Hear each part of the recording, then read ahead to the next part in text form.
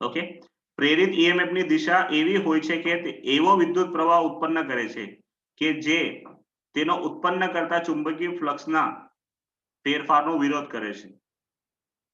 Okay, हा नियम आहे की प्रेरित ईएमएफ जे निर्माण होतं ना तुमचं, त्यामुळे जे करंट फ्लो होतं लूप मध्ये, ते करंट अशाच दिशेत फ्लो होतं की जेणेकरून जे नवीन करंट निर्माण झालंय ते करंटमुळे उत्पन्न होणारं मॅग्नेटिक फील्ड हे ज्याच्यामुळे ते उत्पन्न झालं पहिल्या मॅग्नेटिक फील्डला काय करतो, विरोध करतो. तशा दिशेतच तुमचा करंट फ्लो होईल. असा लेन्सचा नियम आहे. आणि हे दर्शवण्यासाठी जे ईएमएफचं इक्वेशन असतं ना त्याच्या पुढे मायनस येतो. काय रिपीट करा ना सर एक हा रिपीट करा, अजून थिअरी चालू नाही झाली, अजून पूर्ण समजेल मी त्याला. परत समज जा की कसं असतं की समजा एखादा मॅग्नेट आहे, ह्या मॅग्नेट मुळे काय झालं, ही दुसरी लूप आहे तुमच्याकडे, एक लूप आहे. ओके, जिच्यासोबत आपण काय केलेलं आहे, गॅल्व्हनोमीटर जोडलेलं आहे जे करंट दर्शवतंय. आता जेव्हा ह्या लूपमुळे या चुंबकीय फ्लक्स याच्यासोबत इंटरॅक्ट करेल या लूपचं चुंबकीय क्षेत्र, तर चुंबकीय फ्लक्स याचा चेंज होईल. आपण कंटिन्युअसली मॅग्नेटला इकडे तिकडे करू तर चुंबकीय फ्लक्स मध्ये चेंज येईल. ओके, आणि त्यामुळे याच्यात काय होईल, करंट निर्माण होईल. आता करंटला बाहेर जाण्यासाठी दोन दिशा आहेत, म्हणजे करंटला फ्लो होण्यासाठी दोन दिशा, एक तर ते वरच्या बाजूने फ्लो होईल किंवा खालच्या बाजूने फ्लो होईल. पण मग ते कुठं फ्लो होईल ते कसं डिसाइड होईल, मग ते काय करतं, ते अशाच दिशेत म्हणजे का फ्लक्स चेंज मुळे ईएमएफ निर्माण होईल. ईएमएफ करंटची दिशा नक्की करतं, लक्षात ठेवजा. करंट हमेशा प्लस कडून मायनस, ईएमएफ म्हणजे बॅटरी, आणि करंट हमेशा बॅटरी मध्ये प्लस कडून मायनस कडे फ्लो होत असतं हमेशा. म्हणून तर हे जी लूप आहे, ही बी तार आहे ना, एक प्रकारची बॅटरी बनून जाते. त्याचं एक टर्मिनल पॉझिटिव्ह बनून जातं, दुसरं निगेटिव्ह बनून जातं, आणि त्याच्या मध्ये करंट फ्लो होत असतं. मग ती बॅटरीचं ईएमएफ म्हणजे प्रेरित ईएमएफ ની દિશા किंवा संज्ञा एवी होय છે की ते एवो प्रवाह उत्पन्न करायचे की ते अशा प्रकारची दिशा असते की तो असा करंट निर्माण करते ती की जेणेकरून કે જે તેનો ઉત્પન્ન કરતા ચુંબकीय फ्लक्सना फेरफारનો विरोध કરે છે. ते करंट ते त्याला ज्याने उत्पन्न केलंय, कोणी उत्पन्न केलंय, याने उत्पन्न केलंय त्याला, त्याचाच काय करतं, ते त्याच्याच फ्लक्सचा फेरफारचा काय करतं, ते विरोध करतं. विरोध करतं म्हणजे कसं, तर पहा समजून घ्या, हे चुंबकीय क्षेत्र इकडे, तर याच्यामुळे जो करंट फ्लो होईल तो एक तर वरती किंवा खाली फ्लो होईल. मग त्या करंटमुळे त्याचं बी मॅग्नेटिक, आता ते करंट आहे आणि आपण चौथ्या चॅप्टरला शिकलोय की एखाद्या वाहक तारमधून करंट पास झालं मग त्याच्या आजूबाजूच्या विस्तारात काय निर्माण होतं, चुंबकीय क्षेत्र. मग हे ऑलरेडी चुंबकीय क्षेत्र आहे आणि हे जे करंट फ्लो होईल ज्याच्यामुळे हे निर्माण झालंय, त्या करंटमुळे त्याच्या आजूबाजूच्या विस्तारात बी काय निर्माण होईल, आता हे नवीन चुंबकीय क्षेत्र निर्माण, जसं करंट फ्लो होईल तसं चुंबकीय क्षेत्र निर्माण होत राहील. मग हे चुंबकीय क्षेत्र असं निर्माण होतं ना, जसं की इथं याचा नॉर्थ पोल आहे ना, तर याचा बी काय निर्माण होतं, नॉर्थ जिथे बनेल आणि इकडे याचा साऊथ बनेल. मग हे नॉर्थ नॉर्थ काय होईल, याचा नॉर्थ काय होईल, एक दुसऱ्यामध्ये अपाकर्षण. मग हे उत्पन्न झालेलं करंट अशाच दिशेत प्रोड्यूस होतं. आता बघा, हा नॉर्थ असेल का साऊथ असेल याची डिपेंडन्सी करंटवर असते, बरोबर. करंट कोणत्या दिशेत फ्लो होत आहे, करंट जर म्हणजे पहा आपण उजव्या हाताचा अंगठाचा नियम वापरतो, ज्याच्यात जिथून फील्ड लाईन बाहेर येतात आणि जिथं फील्ड लाईन आत जातात, बरोबर आहे, ते करंटच्या डायरेक्शन नक्की करतात की करंट मध्ये एन कुठे आहे एस कुठे आहे. हमेशा चुंबकीय क्षेत्र एन मधून स्टार्ट होतात आणि एस मध्ये एंड होतात, लक्षात ठेवतो ही गोष्ट. ओके, मग याचं तुम्हाला इतकंच समजायचंय की हे जे चुंबकीय क्षेत्र आहे, ह्या चुंबकीय क्षेत्राच्या फेरफारमुळे हे करंट निर्माण झालंय, तर ह्या करंटमुळे जे मॅग्नेटिक फील्ड निर्माण होईल, ते मॅग्नेटिक फील्ड ज्या मॅग्नेटिक फील्डने त्याला प्रोड्यूस केलं त्यालाच काय करेल, ते विरोध करेल त्याचा. असा हा लेन्सचा नियम आहे. आणि हा विरोध दर्शवण्यासाठीच जे ईएमएफचं इक्वेशन येतं ऍब्सोल्यूट इक्वल टू, त्याच्यात पुढे आपण काय लिहितो, minus D phi by T T लिहितो. समजलं हे मायनस का लिहितो. आता हे मायनस चिन्ह लेन्सच्या नियमची हाजरी दर्शवतो. खूप वेळेस हा एमसीक्यू बोर्ड मध्ये खूप ठिकाणी विचारला जातो की जे प्रेरित ईएमएफचं इक्वेशन असतं त्याच्यात मायनस चिन्ह काय दर्शवतं, तर ते मायनस चिन्ह लेन्सच्या नियमची हाजरी दर्शवतो. लेन्सचा नियम काय सांगतो की प्रेरित ईएमएफ मधून करंट अशाच दिशेत फ्लो होतं की जेणेकरून त्याला ज्याने उत्पन्न केले त्या चुंबकीय फ्लक्सचा ते काय करतं, विरोध करत असतं. ओके, समजला लेन्सचा नियम. आणि हा लेन्सचा नियम दुसरा काहीच नाही पण ऊर्जा संरक्षणचाच एक प्रकारचा नियम आहे.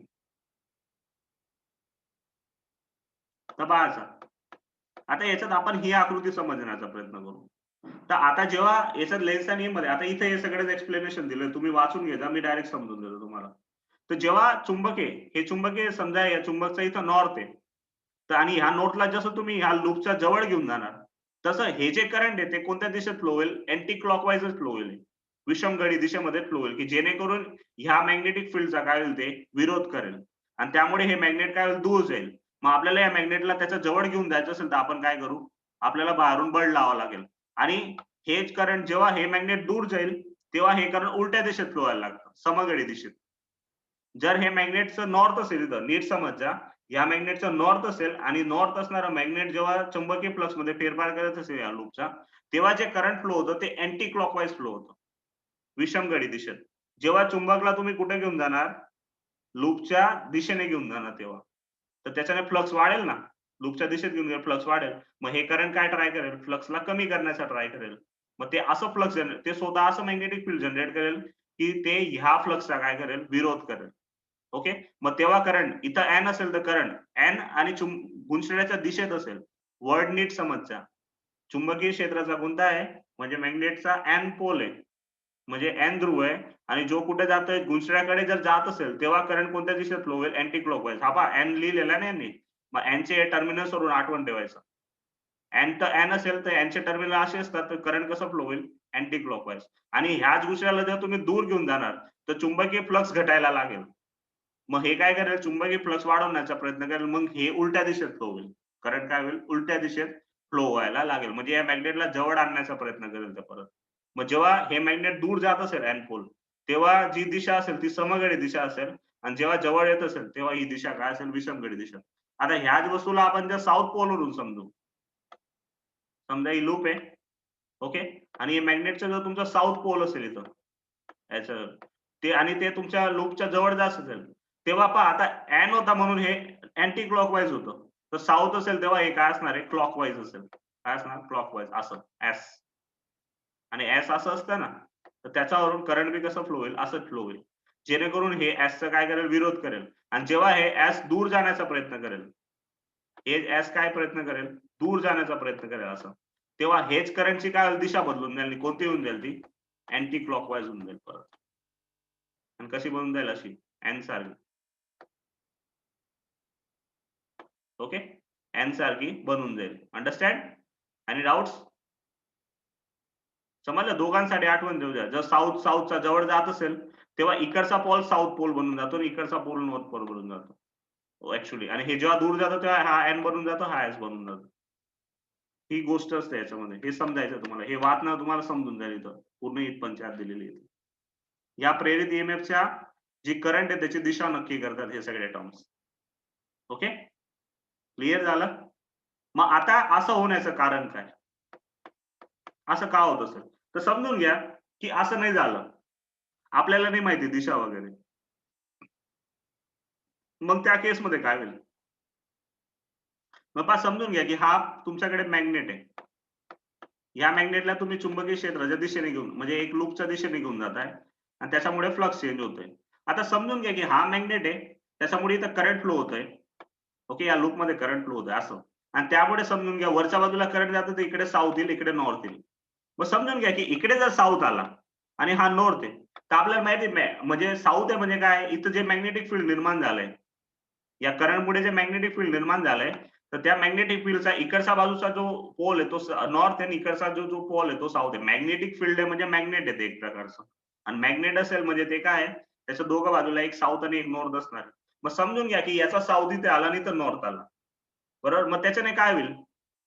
तर ह्या मॅग्नेटला जर आपण थोडासा बी धक्का दिला इथून जस्ट धक्का दिला. आपण कोणताही बळ नाही लावणार, जस्ट धक्का बी दिला ना, तरी हे मॅग्नेट याचा इकडे चाललं जाईल. कारण नॉर्थ साऊथ काय होतं? अट्रॅक्शन होतं. मग ते याच्यासोबत जुळून जाईल म्हणजे की याला काय भेटेल? प्रवेग भेटेल. आता प्रवेग केव्हा येतो एखाद्या वस्तूमध्ये? जेव्हा आपण त्याच्यावर बळ लावतो. आणि बळ कसं लागतं? जेव्हा आपण त्याच्यावर कार्य करू. मग आपण याच्यावर तर काही कार्यच केलं नाही या मॅग्नेटवर. आपण जस्ट थोडासा धक्का लावला आणि ते ऑटोमॅटिकली चाललं गेलं. आणि त्यामुळे काय झालं? याच्यात ऊर्जा निर्माण झाली. मग आपण इकडून एकही ऊर्जा नाही दिली. आपण इथं कार्यच केलं नाही काहीच. आपण जस्ट पुश दिलाय त्याला कार्य नाही म्हणू शकत आपण. परत जस्ट स्मॉलर पुशमुळे हे डायरेक्ट एन टू एस चाललं गेलं. म्हणजे काय झालं? एकदम फास्ट मूव्ह होईल आणि फास्ट मूव्ह झाल्याने जास्त करंट निर्माण होईल. आणि जास्त करंटमुळे काय होईल? तुमची इथं उष्मा ऊर्जा निर्माण होईल. पण उष्मा ऊर्जा आली कुठून? जर आपण इथून ऊर्जा दिली तर आपण युनिव्हर्सल लॉ काय आपल्याला? ऊर्जा संरक्षणाचा नियम काय सांगतो की जोपर्यंत तुम्ही एक ऊर्जा देणार नाही तोपर्यंत दुसरी ऊर्जा भेटणार नाही. मग याच्यात हे शक्य नाहीये, म्हणजे हा केस पॉसिबल आहे हे आपण ऍझ्युम केलंय. हा हे असं होईल असं शक्य नाहीये, हे फक्त आपण समजतोय की समजा इथं साऊथ आला तर नॉर्थ साऊथ का होऊन जाईल, अट्रॅक्शन होऊन जाईल. आणि अट्रॅक्शन झालं म्हणजे काय होईल, तर तो मॅग्नेट त्याच्याकडे चालला जाईल, त्याला ऍक्सलरेशन भेटेल. ऍक्सलरेशन म्हणजे प्रवेग येईल, प्रवेग म्हणजे फोर्स येईल, फोर्स म्हणजे कार्य झालं असेल. बट आपण कोणतं कार्यच केलं नाही तर फोर्स आला कुठून, फोर्सने तर ऍक्सलरेशन कसं काय येऊ शकतं. म्हणजे ही गोष्ट जी आहे ते ऊर्जा संरक्षणच्या नियमला समतुल्य नाहीये. बरोबर, म्हणजे हा केस शक्य नाही. मग आपण दुसरा केस विचार करू. दुसरा केस कोणता, की नॉर्थ आहे इकडे आणि इकडे लूप आहे. ओके, आता मॅग्नेटिक फील्ड चेंज होत आहे, त्यामुळे समजा जे करंट निर्माण होतंय ते असं फ्लो होत आहे. मग त्याचा इकडे नॉर्थ आहे आणि इकडे साऊथ आहे. बरोबर, मग आता इकडे नॉर्थ आहे, हा बी नॉर्थ आहे. मग हे नॉर्थ नॉर्थ काय होईल की याच्या फ्लक्समुळे इथं जे करंट निर्माण झालं त्याचा मॅग्नेटिक फील्डचा इकडे नॉर्थ आहे इकडे साऊथ आहे. मग हा नॉर्थ नॉर्थ काय होईल, अपाकर्षण होईल. मग तुम्हाला काय होईल, हा अपाकर्षणमुळे हा जो नॉर्थ आहे या नॉर्थला दूर ढकलण्याचा प्रयत्न करेल, तो त्याला इकडे पाठवेल. मग आपल्याला काय करावं लागेल, ह्या मॅग्नेटिक फील्डला इकडे परत आपल्याला कंटिन्यू करंट पाहिजे. हा जर दूर चालला गेला तर करंट शून्य होऊन जाईल परत. मग आपल्याला कंटिन्यू करंट पाहिजे तर मग आपल्याला इकडून कंटिन्यू बळ लावत राहावं लागेल. बळ लावत राहावं लागेल म्हणजे काय करावं लागेल, कंटिन्यू कार्य करावं लागेल. मग कंटिन्यू कार्यासाठी आपल्याला कंटिन्यू ऊर्जा द्यावी लागेल आणि आपण इकडून एक ऊर्जा देऊ आणि ती ऊर्जा इथं विद्युत क्षेत्र आणि मग नंतर उष्मा ऊर्जा स्वरूपात काय होईल इथं वापरली जाईल. म्हणजे काय झालं, आपण एक ऊर्जा दिली तेव्हा आपल्याला इथं दुसरी ऊर्जा भेटते. म्हणजे याचा अर्थ हा केस काय राईट आहे. म्हणजे हा ऊर्जा संरक्षणच्या नियमला काय सुसंगत आहे.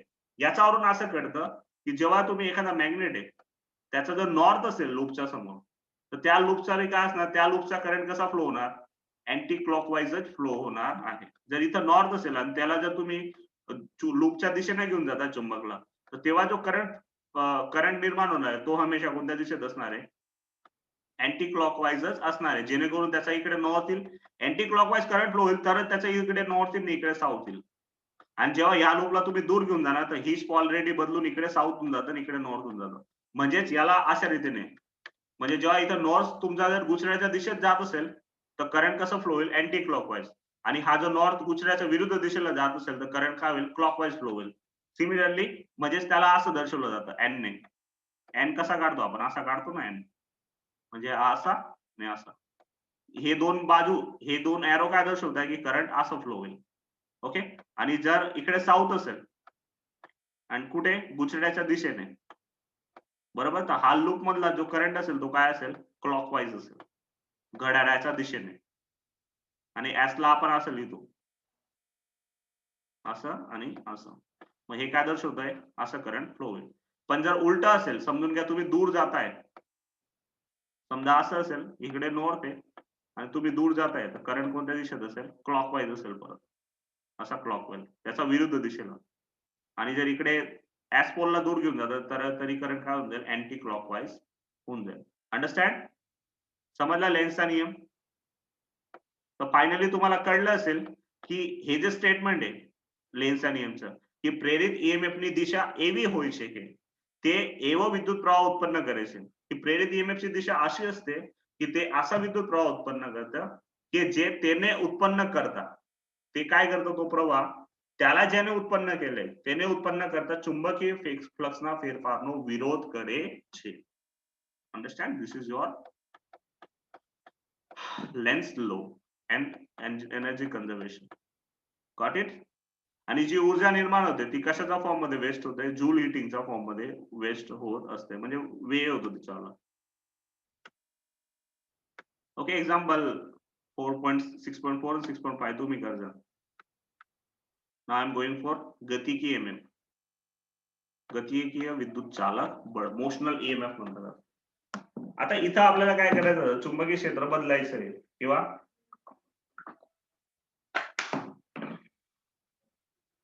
2 मिनिटचा रेस्ट घेऊन घेऊ, परत चालू करू. 2 मिनिटात संपून जाईल. इंग्लिश वाल्यांचा इथपर्यंतचे व्हिडिओ टाकले गेले इंग्लिशचे, पाहून घ्यायचं. आता गतिकीय ईएमएफ म्हणजे की गतिकीय विद्युत चालक बळ, मोशनल इलेक्ट्रोमोटिव्ह फोर्स. आता आपल्याला काय करायचं, याच्यात आकृती पाहिजे. चला, तर आकृतीमध्ये तुम्हाला दिसतंय की एक पी क्यू, हा पी क्यू आर आणि एस हा एक समतल आहे. बरोबर आहे. त्याच्यावर हा जो पीक्यू पोर्शन आहे, हा पीक्यू एक कंडक्टर आहे किंवा वाहक सळी आहे, जो काय करतोय व्ही वेगाने हे जे समतल आहे त्याच्यात गती करतोय. हे जे समतोल आहे वरती दिसतंय ना, याच्यावर तो काय पीक्यू सळिया गती करतोय. बरोबर आहे. मग त्याच्यामुळे काय होतं की आकृतीमध्ये दर्शवल्याप्रमाणे एक नियमित आणि समय स्वतंत्र चुंबकीय क्षेत्रामध्ये गती करतो. एक सीधा वाहक में एक नियमित आणि समय स्वतंत्र चुंबकीय क्षेत्र. आता चुंबकीय क्षेत्र कुठे येतं? हे जे क्रॉस आहेत सगळे, हे पुरं चुंबकीय क्षेत्र आहे, समान चुंबकीय क्षेत्र आहे आणि ते काय आत जाणाऱ्या दिशेत आहे म्हणून सगळे क्रॉस क्रॉस ड्रॉ केलेले आहेत. ओके. आता પીક્યુ ગતિ કરવા માટે મુક્ત છે. હવે સળિયા પીક્યુ ને આકૃતિમાં દર્શાવ્યા પ્રમાણે અચળ વેગ v થી ડાબી તરફ ગતિ કરવામાં આવે છે. या लेफ्ट साइडला ते अचळ वेग v ने गती करते. बरोबर आहे. आता पाहू शकतो आपण ધારો કે ઘર્ષણને કારણે ઉર્જાનો વ્યય થતો નથી, हे सोडून द्या. आता પીક્યુ આરએસ એક બંધ પરિચ્છેદ છે કે જેના વડે ઘેરાયેલ ક્ષેત્ર પીક્યુ ની ગતિ સાથે બદલાય છે. आता पहा ह्या પીક્યુ આરએસ मुळे एवढं क्षेत्र काय घेरलं गेलेलं आहे. आता हा जो सळी आहे त्याची लांबी किती घेऊ आपण? एल घेऊ. इथं दिसतं आकृतीमध्ये लांबी एल आहे आणि समजा तो आता ज्या डिस्टन्सवर आहे ते डिस्टन्स किती एक्स आहे. आता त्याला जेव्हा आपण व्ही वेगाने इकडे पुढे गती करू तर थोड्या टाइम नंतर तो काय होईल? कुठेतरी मधल्या कोणत्या डिस्टन्सवर पोहोचेल. लाईक तो इथं आहे तर टी टाइम नंतर समजा तो इथं कुठेतरी पोहोचेल. तर हे जे तुमचं एक्स डिस्टन्स आहे ते चेंज होणार आहे. म्हणजे एक्स डिस्टन्स चेंज होतं. पहिला एरिया किती होता त्याचा? एवढा एरिया होता पहिले कव्हर केलेला त्याने. एवढा एरिया कव्हर केला होता. आता आफ्टर सम टाइम थोड्या टाइम नंतर त्याने कव्हर केलेला एरिया किती राहून जाईल? एवढा. म्हणजे कटून जाईल ना, म्हणजे त्याचे चुंबकीय फ्लक्स चेंज होईल. कशामुळे? तर आपण त्याचा एरिया चेंज करतो यावेळेस. आता एवढा एरिया आहे त्याचावाला, एवढा एरिया पुरा. ओके. तो एरिया थोड्या टाइम नंतर किती होऊन जाईल? आता समजा व्ही वेगाने तो इथं पोहोचला तर तो एरिया एवढाच उरेल नंतर. म्हणजे आपण इथं काय करतो? एरिया चेंज करतोय. बट आपण तो एरिया कशामुळे चेंज करतोय? तो एक्स अंतर चेंज होतंय इथं. बरोबर आहे. मग त्याच्यावरून आपल्याला फ्लक्स भेटणार आहे. मग आता ही लूप आहे. हे एवढं क्षेत्रफळ आहे आपल्याला. तर त्याचा एरिया किती येईल? लांबी आणि ही त्याची रुंदी आहे. तर लांबी गुणिले रुंदी त्याच्या किंवा ही एल रुंदी आहे आणि ही एक्स काय आहे त्याची लांबी. बरोबर आहे. तो PQRS બંધ પરિપથ બનાવે છે. તેના વડે ઘેરાયેલ ક્ષેત્રફળ PQ ની ગતિ સાથે બદલાય છે. તેને આ ગોઠવણને સમતલને લંબ એવી એક સમાન ચુંબકીય ક્ષેત્ર B માં મૂકવામાં આવેલ છે. तर ही जी गोठवण आहे ती समतलला लंब नियमित चुंबकीय क्षेत्रामध्ये ठेवलेलं आहे. हे जे चुंबकीय क्षेत्र समतलला लंब आहे आणि आत जाणाऱ्या दिशेत आहे. बरोबर आहे. मग आता लांबी RQ किती आहे? X. R2Q लांबी X आहे आणि RS जी लांबी R2S ही लांबी काय L आहे. तो गाडा PQRS वडे द्वारा घेराયેલ चुंबकीय फ्लक्स. आता फ्लक्स किती भेटेल तुम्हाला? तर फ्लक्सचं सूत्र काय आपल्याकडे? phi is equal to BA cos theta. हे सूत्र आहे फ्लक्सचं. मग आता याच्यात बी काय आहे? बीज आहे. एरिया किती येईल याचावाला? तर लांबी गुणिले रुंदी. ओके. मग इथं बी एरिया येईल एल इंटू एक्स. एरिया किती येईल? X into L into x. हा एल एक्स काय आहे? एरिया आहे. लांबी गुणिले रुंदी आणि कॉस थिटा. आता थिटा अँगल काय? बी आणि ए मधला अँगल. आता ही जी लूप आहे एवढी लूप आहे तर त्याचा एरिया वेक्टर तुम्ही आत जाणाऱ्या दिशेत घेऊ शकता. एरिया वेक्टर हमेशा जो एरिया असतो त्याला लंब असतो. मग आपल्याकडे इथं दोन डायरेक्शन्स आहेत, एक तर आत जाणारे एक तर बाहेर येणारे.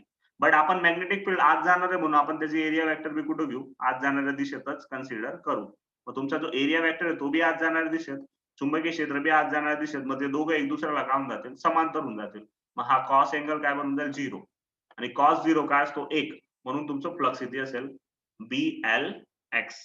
અંડરસ્ટેન્ડ? તો ચુંબકીય ફ્લક્સ BLX અसेल इथं. ઓકે. હવે x સમય સાથે બદલાતો હોવાથી ફ્લક્સ phi b નો ફેરફારનો દર EMF પ્રેરિત કરશે. आता याच्यात पहा ह्या फ्लक्स मध्ये बदलणारी वस्तू काय? तर मॅग्नेटिक फील्ड नाही बदलणार आहे तुमचं. एल बी नाही बदलणार आहे. एल एवढी लांबी ही बदलणार नाही. पण बदलणार काय? एक्स बदलणार आहे. मग आता एक्स जर बदलणार आहे तर फ्लक्स बदलणार आहे तुमचा. आपला EMF चा रूल काय म्हणतो की फ्लक्स चेंज व्हायला पाहिजे तरच EMF भेटेल. मग त्याच्यात ह्या तीन मधून कोणती तरी एक वस्तू बदलायला पाहिजे. मग कोणती बदलते? तर एक्स बदलते. मग एक्स बदलते म्हणजे आपल्याला फ्लक्स भेटणार आहे. मग ते किती भेटेल ते पाहू आता.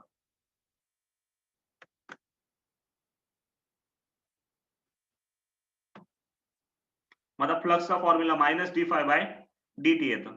ओके. मग मायनस d∅/dt मध्ये फाय ची किंमत काय होती? BLX. पण बी आणि एल कॉन्स्टंट आहेत, ते बाहेरून जातील. मग इथं काय dx/dt. आता dx/dt काय असतं? अंतरचं वेळेचं सापेक्षात विकलन काय देतं आपल्याला? वेग देतं. म्हणून इथं फ्लक्स काय असणार आहे? BLV. म्हणजे तुमचं EMF किती असणार आहे इथं? BLV. आणि हे जे BLV यालाच काय म्हणतो आपण? गतिकीय EMF. किंवा मोशनल ईएमएफ म्हटलं जातं BLV. ज्याच्यात V काय माइनस વીનો dx by dt is equal to minus વીનો उपयोग કર્યો છે. તે વાહક PQ ની ઝડપ છે અને हा V काय आहे? हा दुसरा काही नाही तर वाहक जो आहे आपला वाहक त्याची वेग आहे चुंबकीय क्षेत्रात. म्हणजे याचा अर्थ काय आहे की एखाद्या चुंबकीय क्षेत्रात जर वाहक तार गती करत असेल तर त्याच्यावर काय होतं त्याच्यामुळे ईएमएफ जनरेट होत असतं आणि ते ईएमएफ किती असतं ते ईएमएफ किती असतं BLV जेवढं असतं. BLE. समजली theory? कोणाला काय डाऊट? सिंपल आहे ना? ओके. પ્રેરિત ईएमएफ BLE ને ગતિકી ईएमएफ કહેવામાં આવે છે. त्यालाच काय म्हटलं जातं? प्रेरित ईएमएफ BLV त्याला गतिकी ईएमएफ म्हटलं जातं.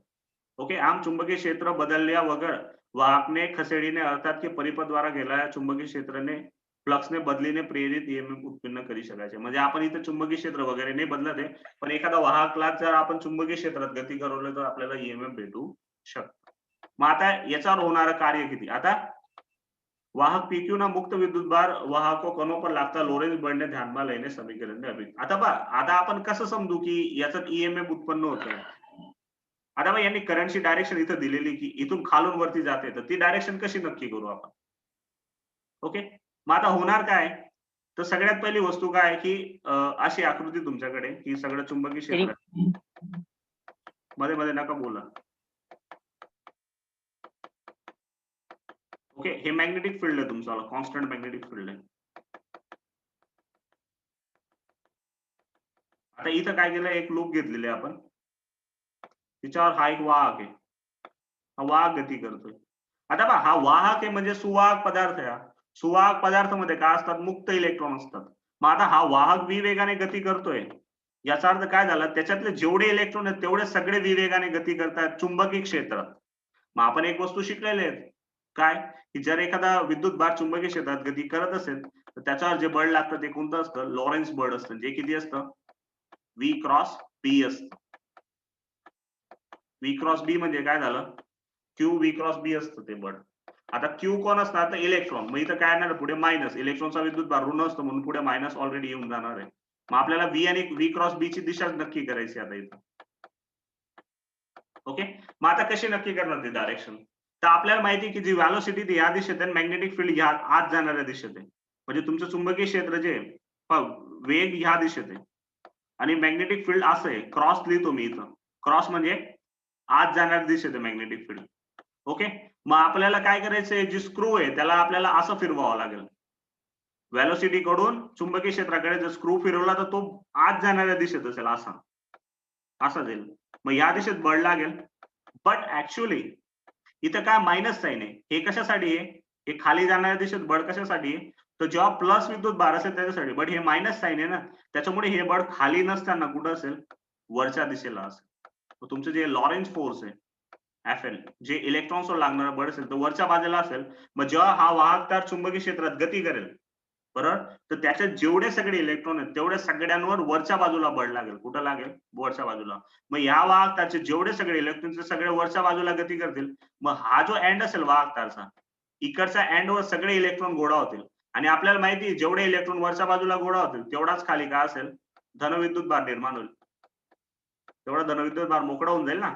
मग याचा अर्थ काय झाला की हा वाहक तार जो आहे त्याचा एक टर्मिनल नेगेटिव्ह बनून गेला हा वरचा टर्मिनल आणि खालचा जो टर्मिनल आहे तो काय बनून जाईल पॉझिटिव्ह बनून जाईल. मग जेव्हा पॉझिटिव्ह आणि निगेटिव्ह बनतं म्हणजेच काय बनून जातं हा जो वाहक तार आहे तो एक प्रकारची काय बनून गेला बॅटरी बनून गेला. मग याच्यामध्ये काय झालं पोटेन्शियल डिफरन्स येईल ईएमएफ आणि त्या ईएमएफ मुळे प्लस कडून मायनस कडे तुमचं करंट फ्लो होईल. मग ते तुमचं करंट कसं फ्लो होईल असं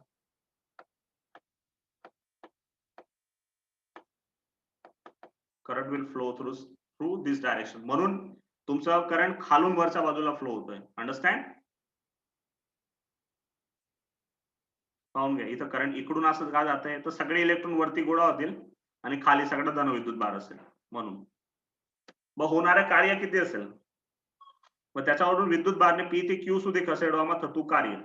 विद्युत भार जो आहे आपला करंट आहे मग त्याच्यात विद्युत भार आहे जो P पासून Q कडे जाणार आहे त्यासाठी करावं लागणारं कार्य. मग कार्य किती असतं W इज इक्वल टू काय येतं बळ गुणिला स्थानांतर येतं. ओके. आता कार्याचं सूत्र आपल्याकडे काय असतं, बळ गुणिला स्थानांतर. W इज इक्वल टू काय आता, F इंटू L, लांबी. आता इथं बळ किती लागणार आहे, तर इलेक्ट्रॉन आहे, तर QVB जेवढं बळ लागेल, तर लॉरेन्सच्या नियमप्रमाणे बळ किती लागेल, QVB एवढं बळ लागेल. आणि त्यामुळे इलेक्ट्रॉन कुठे जाणार आहेत, तर एवढा वाहक तार आहे ना, ओके, त्याचा P भागाकडून Q भागाकडे जाणार. सॉरी, P वरती आहे आणि Q भाग इथे. P कडून Q कडे गती करतात ऍक्च्युली. ओके, म्हणजे L जेवढं अंतर कापणार ते किती स्थानांतर करणार, L जेवढं.